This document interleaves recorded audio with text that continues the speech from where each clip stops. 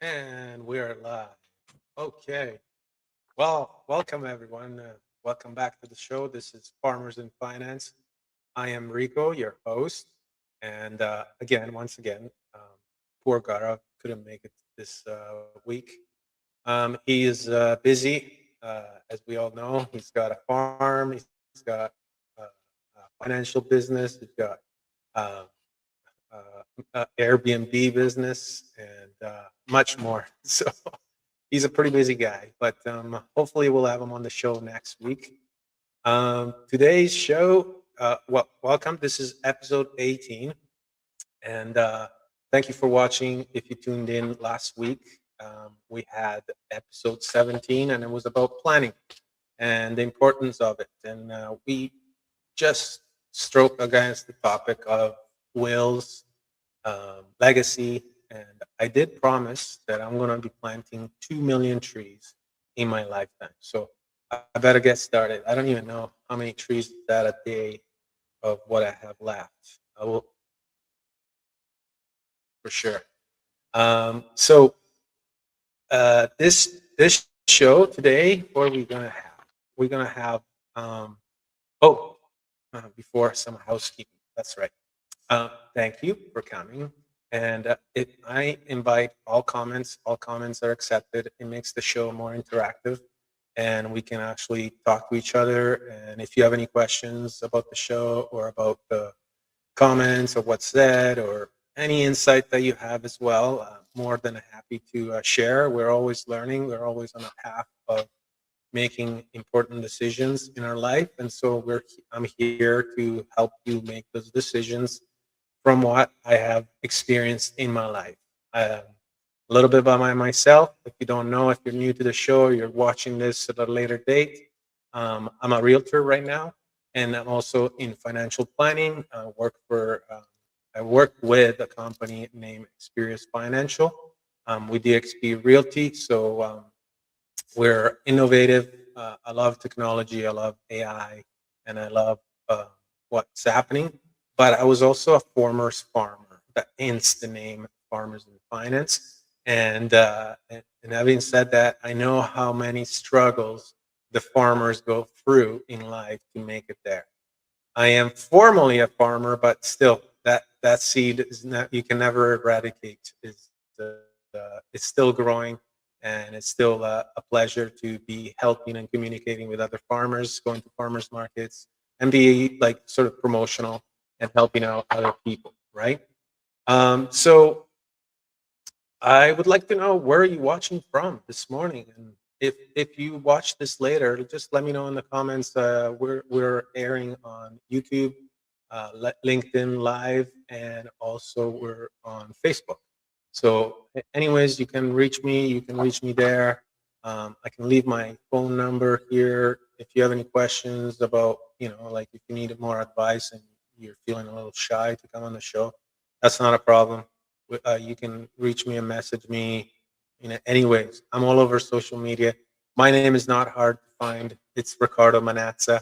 So I'm probably the only one in the world. So I'm sure that you can find me on a Google search. Anyways, so this today's show is all about RRSPs. RRSPs explain. Um, why do they exist? Where they came from, and what people don't know about them. I mean, I'm sure you might know about them, and it's one of those things that somebody tells you, "Hey, oh yeah, I know that, I know that." But it's always a good thing to be reminded, um, especially I speak from experience. When I was in constructions back in my 20s, they always uh, I always didn't like, it was kind of like, you must do this. You go to the accountant, you know what I mean? And then they tell you, oh, this is your RSP. And obviously, this is RSP season. If there is a season for paying taxes, this is the season to be jolly. And until February 28th, that's when we get the cutoff. And we should be considering how much to invest and how much money we're going to get back from the government. Ooh, that's so exciting. It's like, but uh, to continue, I'll share a little bit of a story of how I use them and how I recommend other people to use them that you might know or you might not know. But it's good to have a little bit of a resource on how to navigate with what you have and what these tools offer. Right, knowledge is power. And having said that, have you ever had your RSP explained in plain language? Oh, good morning, sir. Thank you. Oh, from Toronto. Oh, welcome. Wow, this is so cool. I see it. I told you, I love technology. I'm talking to someone in Toronto. That's awesome. Oh, well, thank you for being on the show there, LinkedIn user. So let's go into the quote of the day because this is so powerful and ties all well in. An investment in knowledge pays the best interest. Isn't that so fond? I love this quote. I mean, investing in your knowledge is probably the most important thing that you have in life because it helps you understand what you're going through, and it takes away the fears that you have about anything. Like, I mean, I wear many hats in my life, and one of the things was when I started. Let's go back to farming. When I started farming, I didn't know anything. Well, I had a little bit of, a background because being Italian and all, I used to love planting tomatoes. Tomatoes were my favorite plant. They were my favorite fruit. It had such an abundance. They were a reflection of abundance, right? So then when I was planting, I started, like learning more because there was an interest, right? It's like, oh, how can I plant this? So my next vegetables was zucchini. I mean, anybody out there that has planted a zucchini plant knows what I'm talking about. That's another abundant plant. But then you also look at all the other plants, they're pretty abundant. Just some of them might need a little bit more work, like, for example, peas. We go and buy the peas and they're all in a package. And then all of a sudden, you have to, when you get them off the plant, they're in a pod and you got to get them out. So it takes a little bit more work and it surprises you as well. So going back to our quote, it's what I want you to understand is like that having the knowledge in this life is so important. I never stop.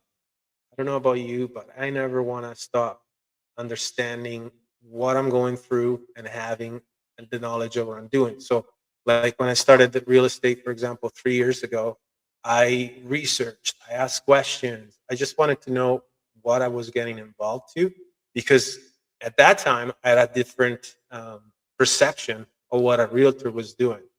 And now that I went through the struggles and the understanding and the approaching and talking to people and the conversation, I'm just like a total different person.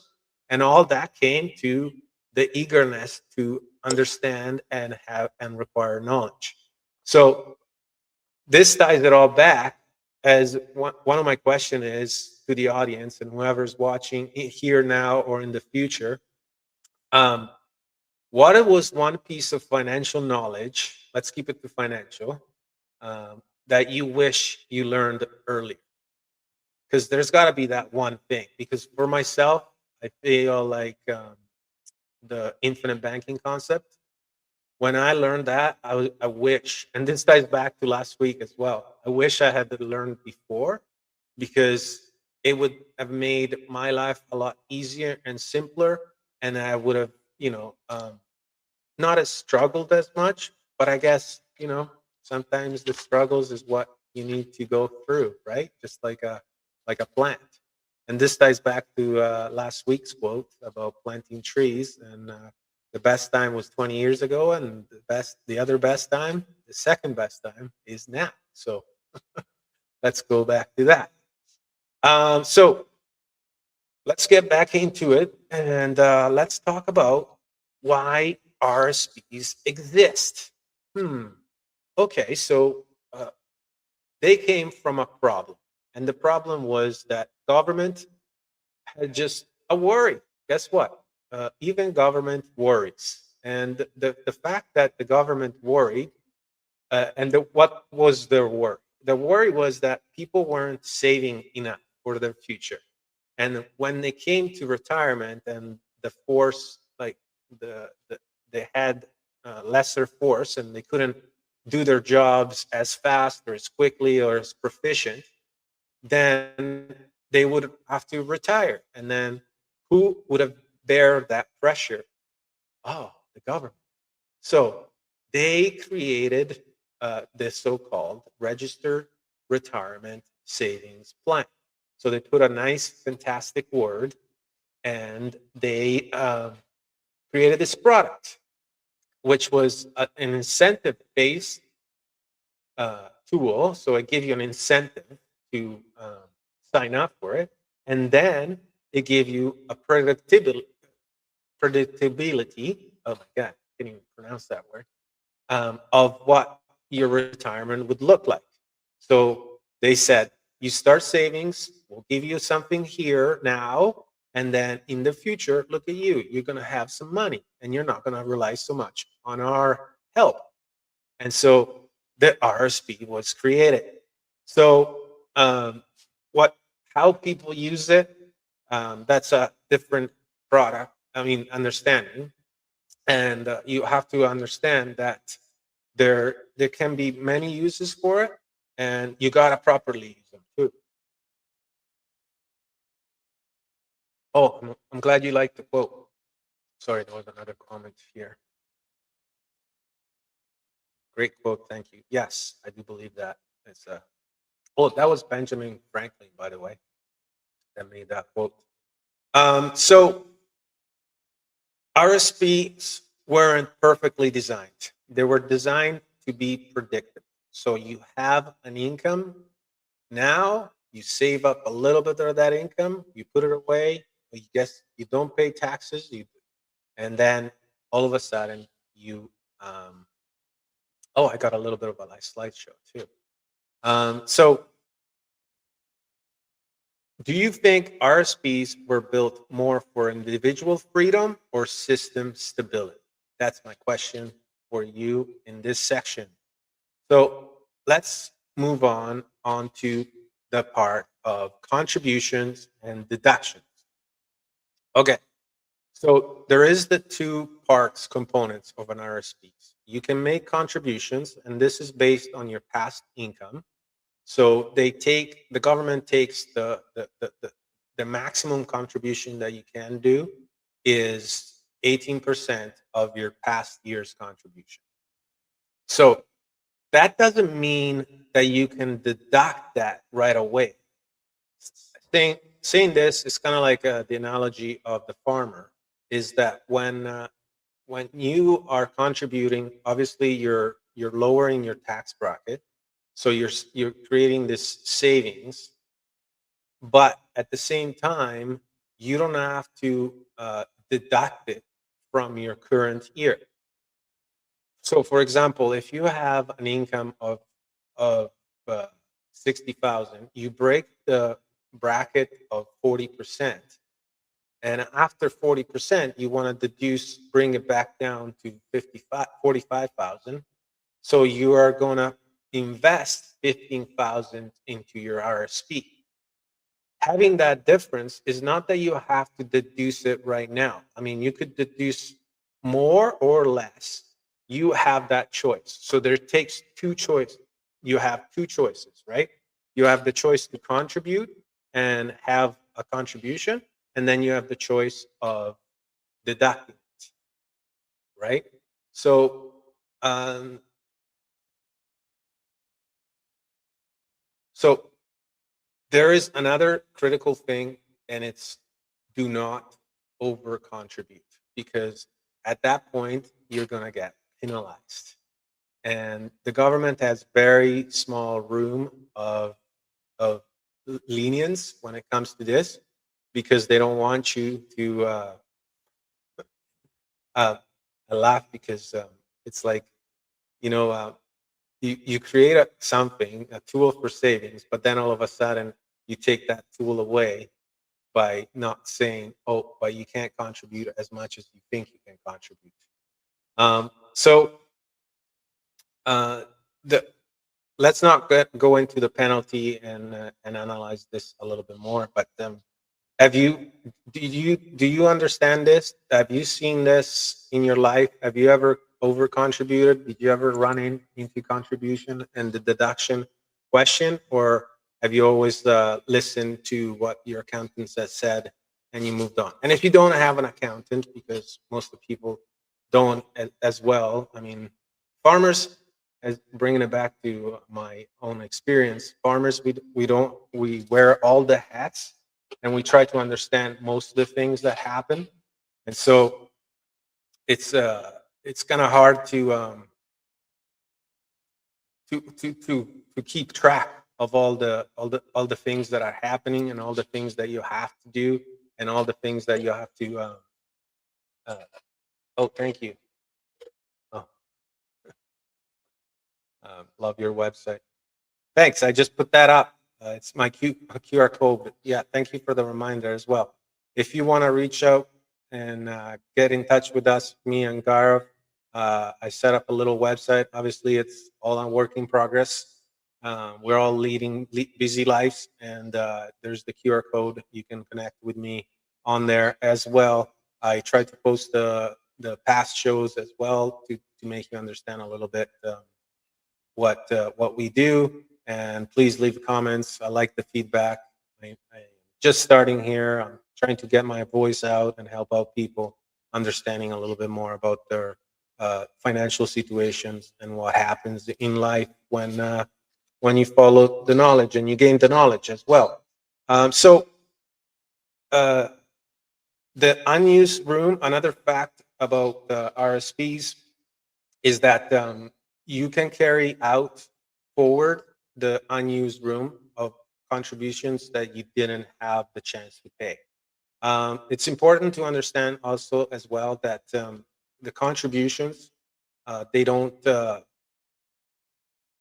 once you've done your full. What I was trying to say with the previous slide here is that the deduction, you can do it now, but you can also save it for the future. For example, like if you have a lot of uh, if you are deducting and you're coming down that bracket, it's okay to leave the rest for the future year when you are not able to contribute because maybe it was a drier year, and so now you can use the past year deduction. So that's why it's good to have a plan that you can compare and have, and also keep record of your contributions and understanding which year is good and which year is bad. The analogy that I have for that with farming is like on profitable years, put away as much as you can.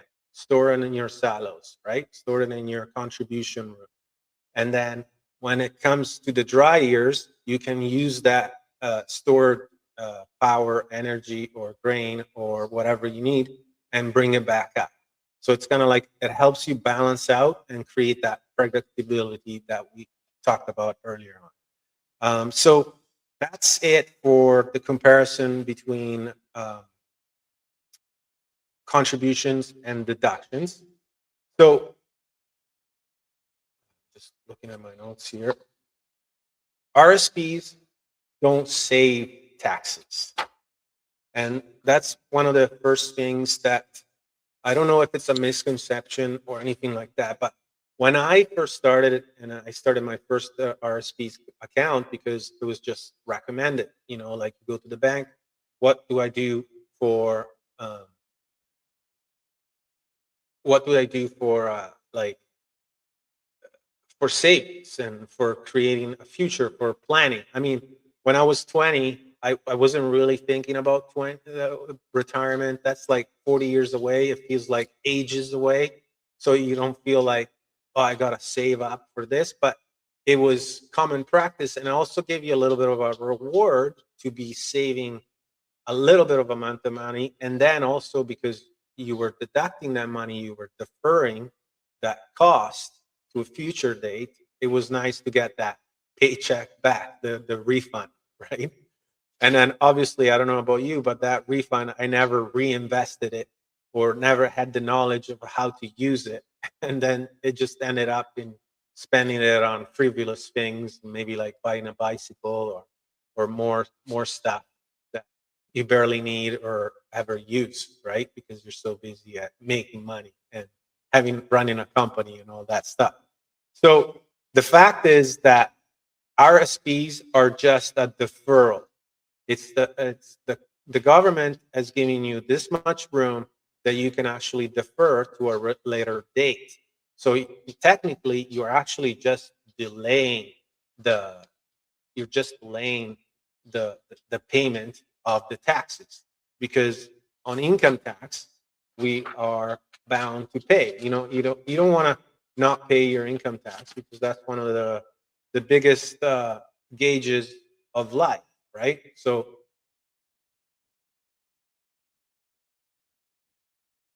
yes. Oh, there's a question here. Does RSPs solely defer taxation? That's correct. Yes. If that's a question or if that's a statement, that's what it is. It just only defers the taxes. It's not you're not paying now, you're just deferring it to a later date. In some ways, guess what? The reward is great. It's it's uh, it's good to have that refund check, and it's good not to pay when in the first years of your life, or even as you go through the transitions of life, like starting a family or doing other opportunities and growing. The most energy that you have is in your younger years, right? Once you start getting into the retirement in age 50, your energy levels will lower, so it's good to, sort of defer that tax, because it's going to help you, in later life when you're not as productive, or where you have done, like when you want to do other things in life as well. So you're deferring the taxes. But that's not to say that deferring the taxes is a good thing as well. I want to get you aware that one of the things that people don't know is that taxes have been going up, increasingly up, as the years go by. So back when I first started, paying my dues and paying my taxes, they were at 20%, the maximum bracket when I was making $100,000, right? Now there are at 40% for the same bracket. So that's like 20 years later. And so if you make the plan now, and you accept this as a transitional curve, the same would go that the taxes will go up to 60%, unless the government finds other ways to to tax the people as well, right? And coming from a country like Italy, and one of the reasons my parents escaped, to tell you a little story, it was because of some of it was because of the taxes. I'm laughing about this because you can only make jokes out of things that are actually, like constricting, and obviously they're restraining, and it kind of like erodes your freedom in a sense. And having 200 taxes, like my stepfather, I still remember to this day, he was so fed up. He had like he was like coming home, and he's like, I paid this tax, I paid this tax. We have taxes on the roads, we have taxes on everything. But anyway, short story is like, the government needs the revenue because it's badly managed, and I wish there was better people with better financial knowledge. It's kind of like, if you can reach out to these people and let them know, hey, it's okay not to understand money, but get some knowledge, understand what you're doing. You're running a country. You're not just representing yourself and your pride, your ego. You are actually representing people, the people that voted for you. Wouldn't you want them to live a life of freedom and happiness? Like, that's the basic code of life. And taxation doesn't feel like so much happiness. So the more taxes you put when you're in government, this is a little speech for the politicians out there, or the people that want to get into government. Please, come on. We're all in the same boat here. We live in a world of abundant resources, abundant life. Can we just have, a pleasant, respectful life? That's just my 2 bits for today. Motivation mindset. just to break it up a little bit. So RSPs give you time, not forgiveness. You're not forgiven. Remember this part. Okay, next one. Oh, we have a question here. Thank you so much for commenting. NOA shows limit amount of RSP contribution to date. Yes, your notice of assessment shows the limit of amounts that you can contribute to the date. That's good, and also a great point. Thank you for doing that. Yes, so what you have contributed, it's all recorded, and I don't like I like this tool, but I also warn people that there is other tools that can help you financially and help you predict your future into your savings. But that's on another note. This is just RXP's explained. The, the other thing that I was talking about is that taxes rates are unknown. Okay, so when you are to retire, taxes, you don't know what your tax rate is going to be. So let's leave it at what it is now and just assume that's what it is going to be in the future. But they usually trend up. Another thing that people are not aware is that when they retire and they had a job or even a farming, I mean, we can still make contribution, and everybody's striving, I think, or I hope, to have a passive income, meaning that when you retire, you have accumulated an asset or you have accumulated enough funds to give you what you need in terms of income for your retirement plans. So these can be like CPP, that's for Canadian watching this. This is our retirement plan that it's created by employers, that it's contributed on both sides. The employer contributes on it, and then the employee contribute as well, and then they grow this fund that in the long run gets benefits, and you can start using the funds to create your income in your later years. So then there's also old age savings, which is your old pension. It's another supplied pension that every citizen of Canada gets. And then obviously there's RSPs.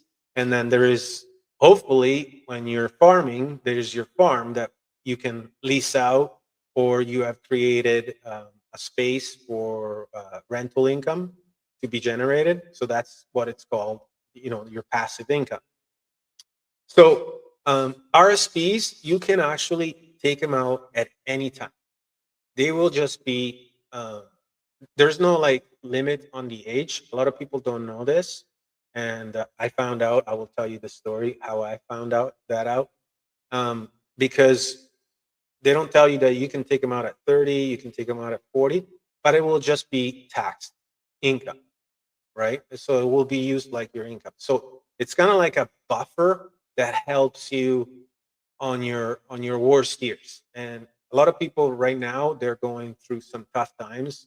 Debt has never been so high, and just the industry just seems to be lagging behind because it's hard to get a view of what the future is like. But I mean, there's also like people that I'm being mentored with, and they just tell me, "Oh, we've been through this," and I kind of felt it too.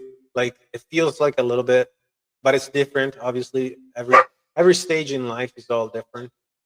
But this stage we're at is just that people don't have the confidence. We came out of a booming economy, everything was accelerated, and now it's just like that confidence has lost. Like, like in buying a house, oh, I don't think that's a good investment. Oh, I feel like these are the questions that I'm getting in on the side of real estate. And I don't know about you, leave in the comment down below what you're feeling, what you're seeing out there. But it's like, oh, I don't think real estate is a good investment anymore. And I'm just like, and or like, should I wait? Is the market going to pick up sometime soon? Of course it's going to pick up. Every time it does. We saw it in 2008. It just went up. Or oh, should I invest in stock? Maybe I should be safe and invest in GIC. Yeah, well, do what it feels right. Like you got to sleep at night, right? So it's like it's important for you that you do what is right, and understand that we're just going through. It's just a moment in time, right? And just keep positive. Just keep going. I mean, I'm not saying to stay positive, but just take a good outlook. Real estate is always being a solid investment. It's always as produced. You ask your parents, you ask your grandparents, what was the best investment you made? And they will tell you it's real estate. They are glad that they bought their house. They're glad that they invested in stocks or gold or whatever you are comfortable with. And that ties back to our quote is knowledge is essential and it's the greatest investment you can do on yourself. So if you are feeling like, even like for crypto, I'm not a big fan on crypto. I don't promote it, but maybe you are. And if that's what you feel like it's your safe ground, it's what because you've been following it, you're loving it, man, all to you. Share that knowledge too, because that helps other people understand it and not being so scared of it. And so that goes with this tool, with the RSPs. So let's get back to it. And okay, so what this actually means is, on the RSP side, is that RSPs are fully taxed when you withdraw. Okay, so I want to drive this point home because it's not a savings that you save up and then all of a sudden it's like, oh wow, I got all this money, right? And one of the things that a lot of people don't see as well, and one of the factors that I'm going to talk about is what happens when you're not taking them all out. But anyways, so they're fully taxable, and the contribution room stacks up, but at the end, when you're 65, it ends. You can't contribute anymore. Okay, so if you have any contribution room left, you won't be able to do it anymore. But you could still use the deduction as well, because you can postpone it to a later years. Okay, so it's money in the bin, but it's opening the door cost. Okay, I see. I see what that analogy was about. I just wrote my notes down, but sometimes I'm trying to recall what the note really meant. It's like putting money in the bin and you put in the savings in the piggy bank. But once you crack that piggy bank, you're definitely going to pay for it. You're going to lose the piggy bank, right? So I'm just saying that you just got to be aware of that. Okay, so um, the withdrawals, yes, I've explained it a little bit and I touched base, but let's repeat it here. They become an income. You'll get the withdrawal of the year that the tax rate is based on the year that you withdraw those funds. And the benefits could be that those are the years where you don't have as much income, or as the name says, it's for retirement when your income has lowered enough not to be able to sustain it, and you still want to live the same lifestyle. I mean, the bills can get a little bit low, your expenses can get a little bit low, but you can sustain your current lifestyle. Um, okay, so there is a core point. Looking at my notes here.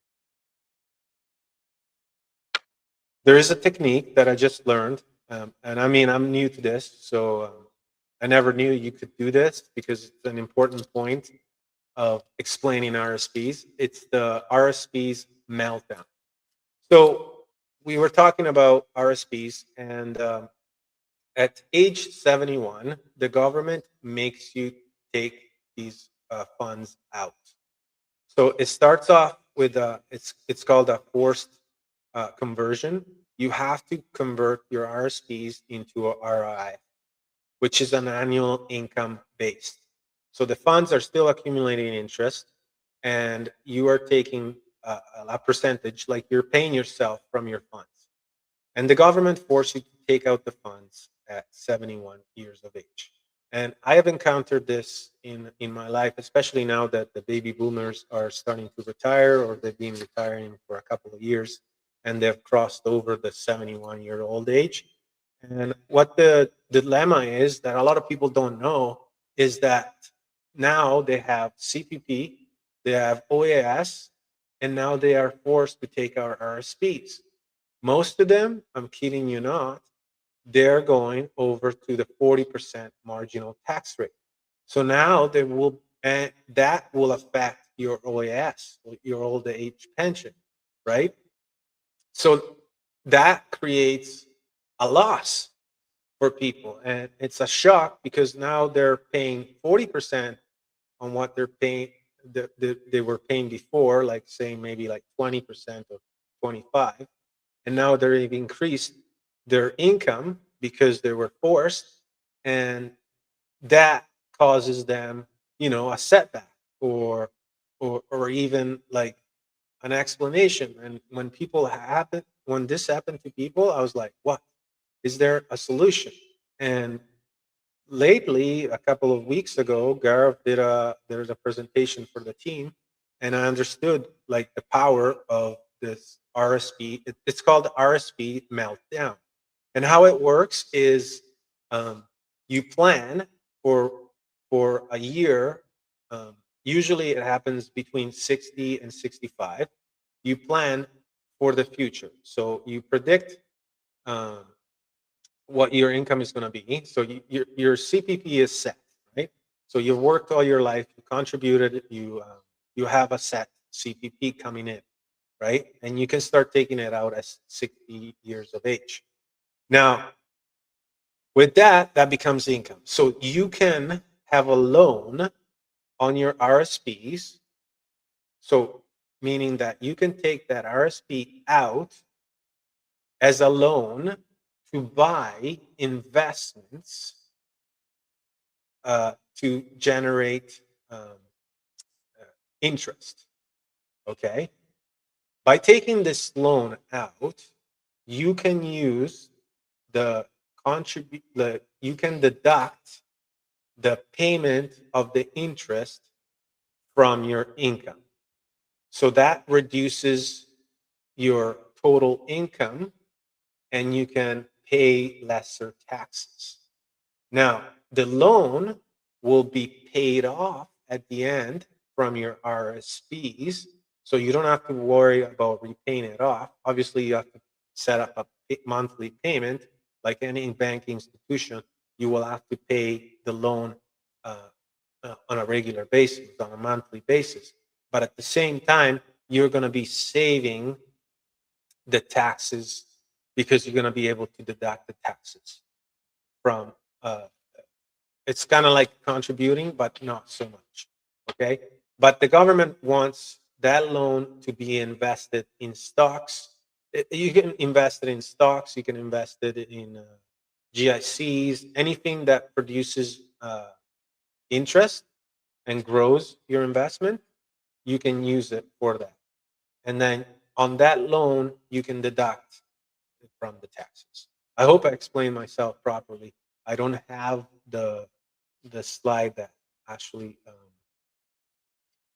says what it is, but a little bit is displayed here, so that you the plan would be. I mean, obviously every situation is different, but the plan would be to not get your OAS cut because you're not hitting that tax bracket, and also you're lowering the amount of RSPs that then in later years you will have to take out as a forced, contribution. So you are keeping yourself at a lower tax bracket. The main goal is to keep yourself at a lower tax bracket and pay the least amount of taxes, obviously.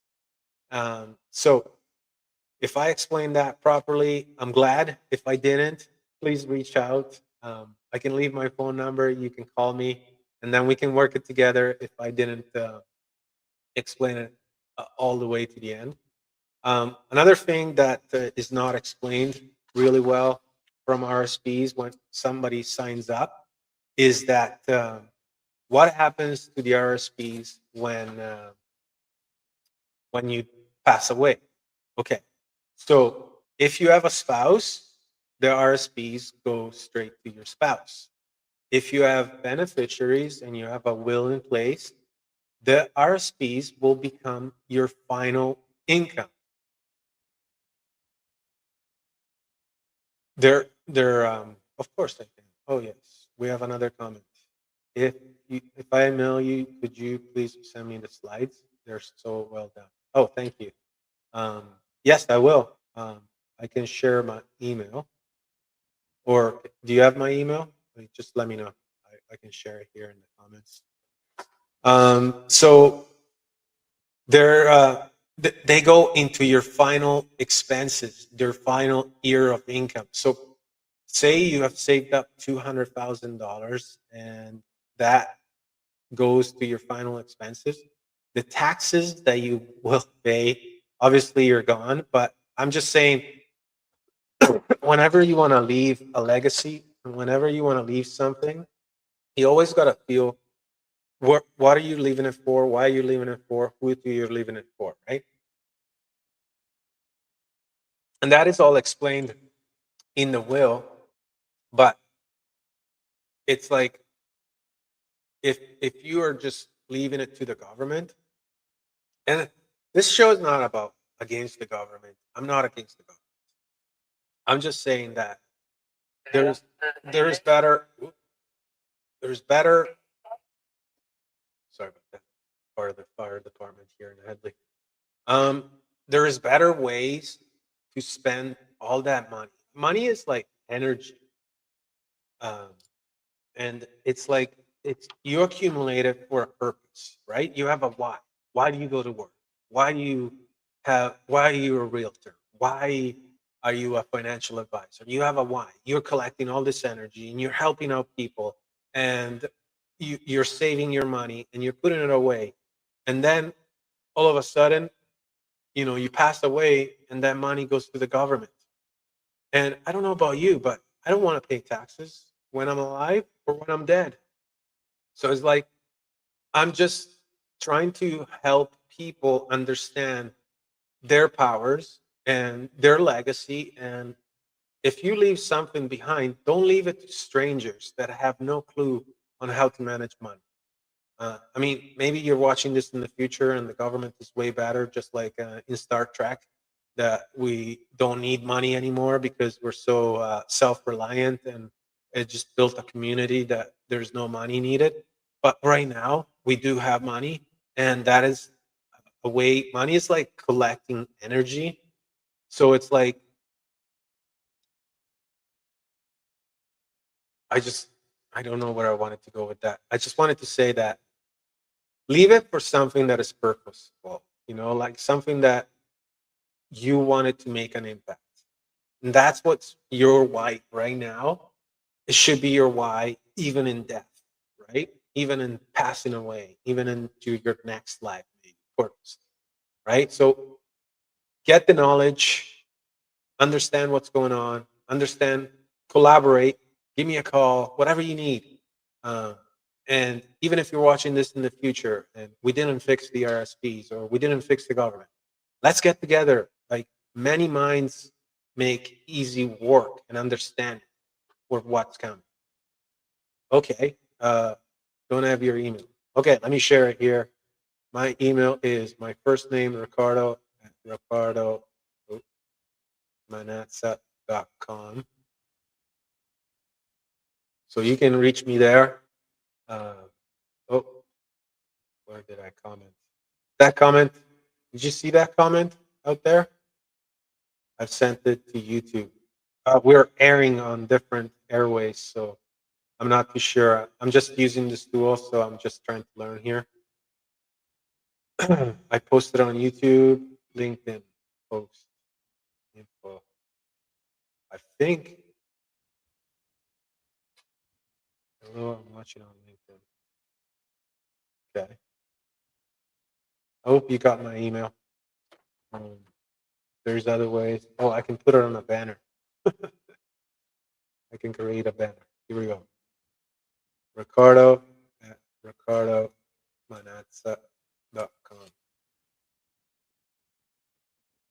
Uh-huh. Scroll.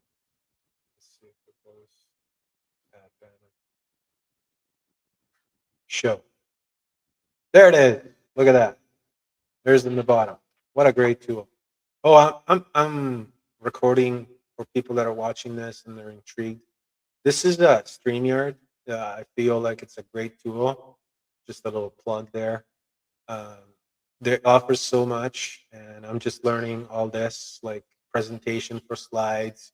You know, doing your recording. You can record. You can have your live website.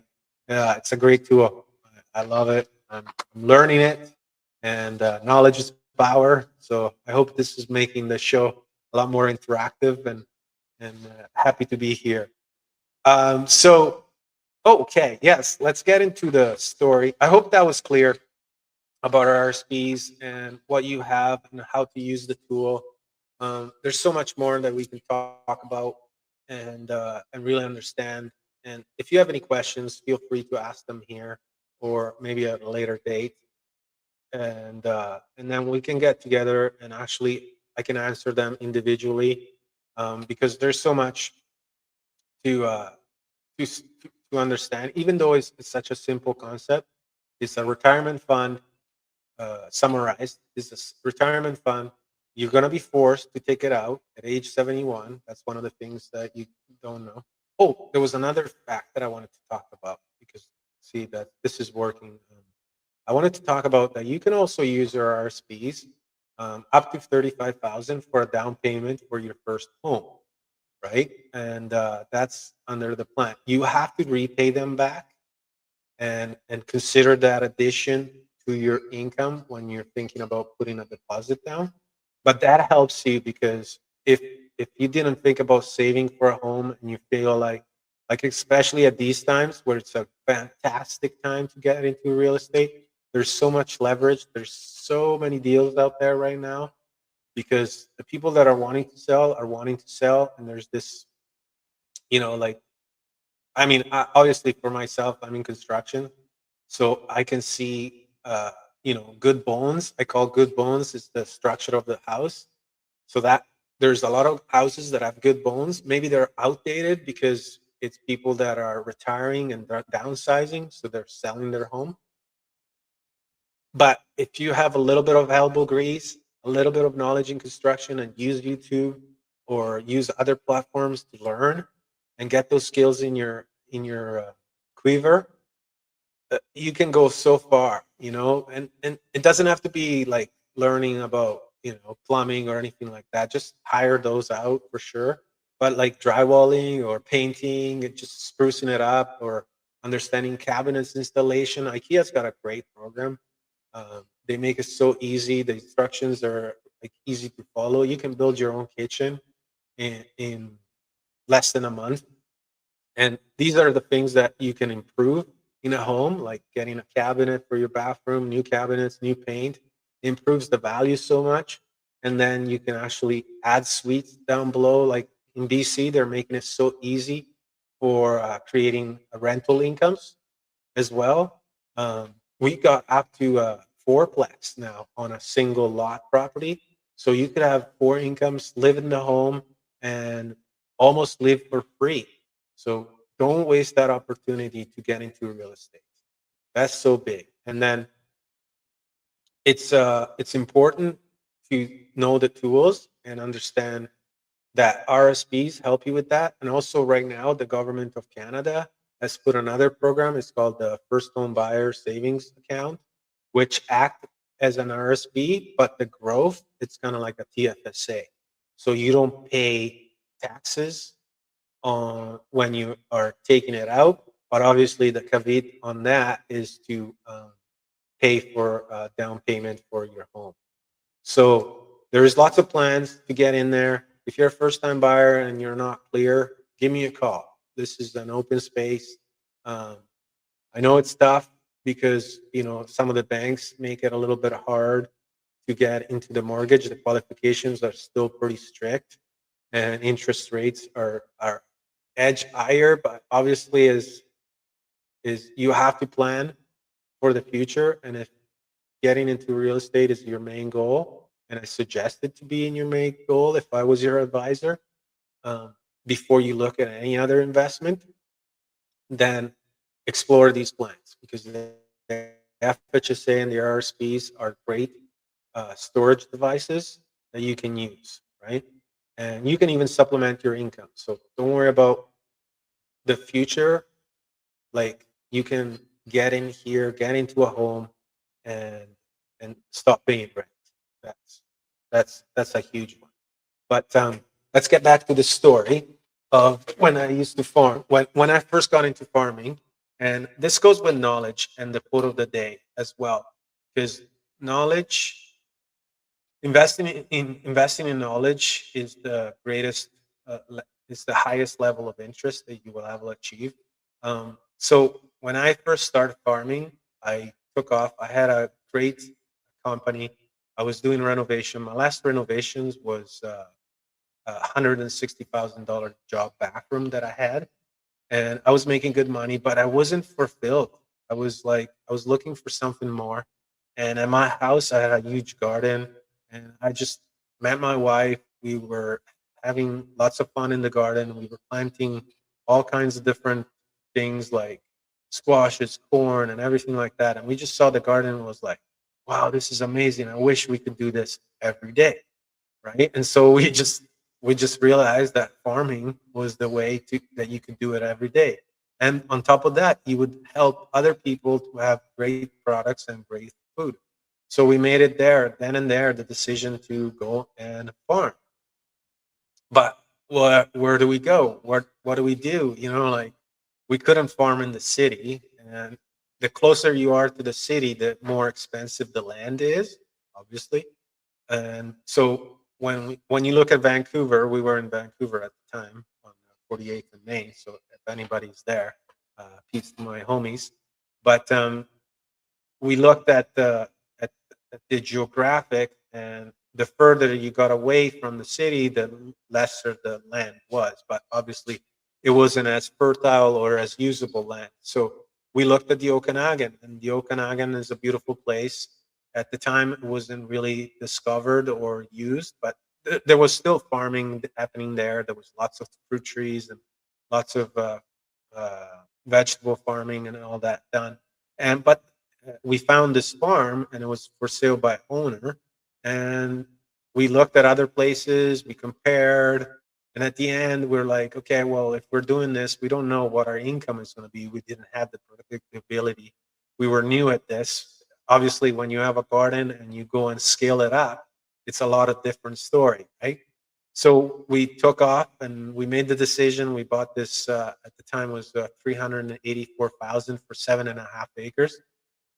At this time, I wish we still had the farm, but anyways, that's a different story. And I'm, I didn't use the program at the time of using this as a down payment because I already had a down payment because I sold my home in Vancouver, so I was able to have enough for it. And but as we come along the farm, it happens that we didn't have the knowledge. Now we're like, we got a farm.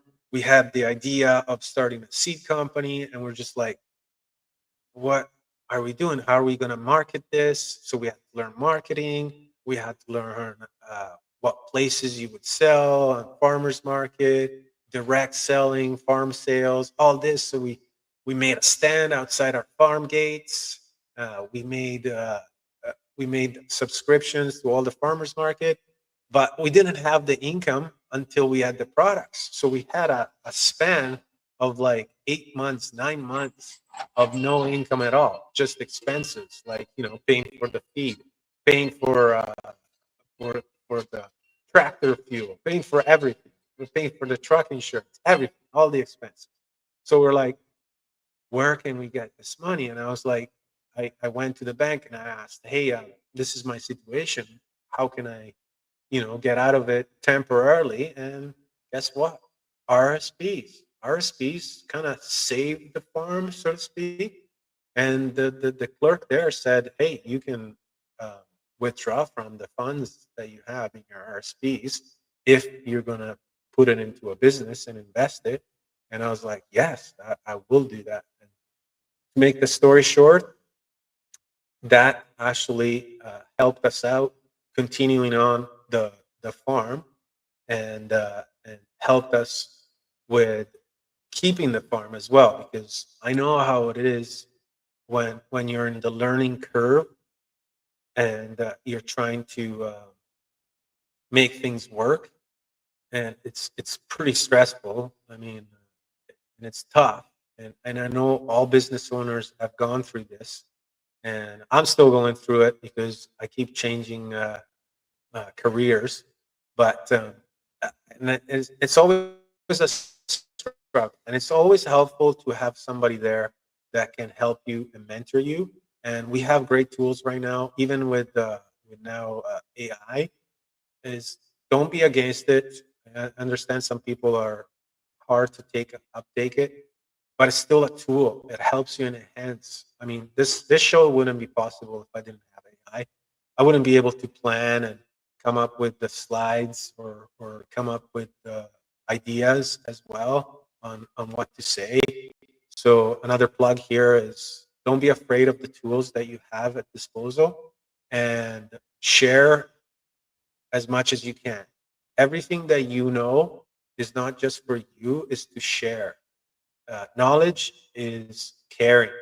So if you spread that knowledge and you share it with somebody else, like if you learn something from this show, share it with somebody, repeat it, teach it. That's, for me, that's the way I see this show for myself, is like it ingrains the idea. And that's why I kind of want to engage comments and questions, because it helps me to learn and understand it better, so that I can help more people in the future as well. So, and thank you for being here at the beginning of this. I mean, even though we're 18 shows in, and I hope this knowledge has helped you, um, for your future, for your present, for anything, to give you purpose, and to understand what we're doing here together, what we're trying to build, as the human race, as mankind. You know, let's give ourselves a purpose. We have a purpose. We all do, and I want to know yours. What drives you? What makes you get up in the morning, be so active? Uh, just reviewing a comment here. Oh, very clear indeed, Ricardo. Some things I did not know. Okay, cool. Yeah, thanks for that. And yeah, it's not more like being misled. I understand that feels like being misled, but most of the time is like, uh, it's that not knowing, right? It's just, we live lives and we're conditioned. Oh, this is how you do it. This is how your parents did it. This is how you saw it. There's no other ways to break out from the mold, except now. I mean, now there's plenty of resources that you can get to, and see and watch. So it's not like the knowledge is not there. It's just, you got to connect with the right people and get in the right rooms, whatever strives you. Write your goals down. Again, this goes back to planning last week. Write your goals down, make them happen. Like, I'm reading my goals every day. It's like, when I was with another financial company, they said it's like going to your mental gym. It's like, if you go to the gym to exercise and build muscles through repetition, same thing with your mental gym. If you have goals and they're clear in your mind and you visualize them every time you do something. Oh, sorry. I removed myself. And you visualize them, it's it's like a clarity. You know the path. You can see the path. Every time you have an interaction, you're like, oh, I know why I'm having this interaction. And you go there and you fulfill it. So we're coming at the end of the show. I want to thank you again for joining me here now or in the future. Thank you for all your comments today. Thank you for hanging out. I really precious your time. It makes it more purposeful for me. I know it's a selfish way and ego boosting, but it creates me a, a strive to be better, to better myself every day. And I thank you for that because without you, I couldn't be doing this. Thank you for watching any other platform on YouTube, on LinkedIn, or on Facebook. Here's my email today. If you have any questions, feel free to reach out. Um, I hope this helped you out understanding what RSPs are about. And I hope to see you in the next show. Um, I don't know yet what's going to be about, but keep an eye out on my postings. Again, I'm in a learning process. Sorry about all the delays. Apologize for all that. Um, I will leave you with this one question that you can answer in my next show. What's one thing you'll think about differently before your next RRSP decision? And in the next month, that decision will come up. What are you going to do differently? Or are you going to stay the same? Let me know what your decision is. Thanks again for watching. This is Farmers in Finance. I'm Rico, and I'll see you next time on the next show. Thank you. Bye bye. Have a great day. Bye.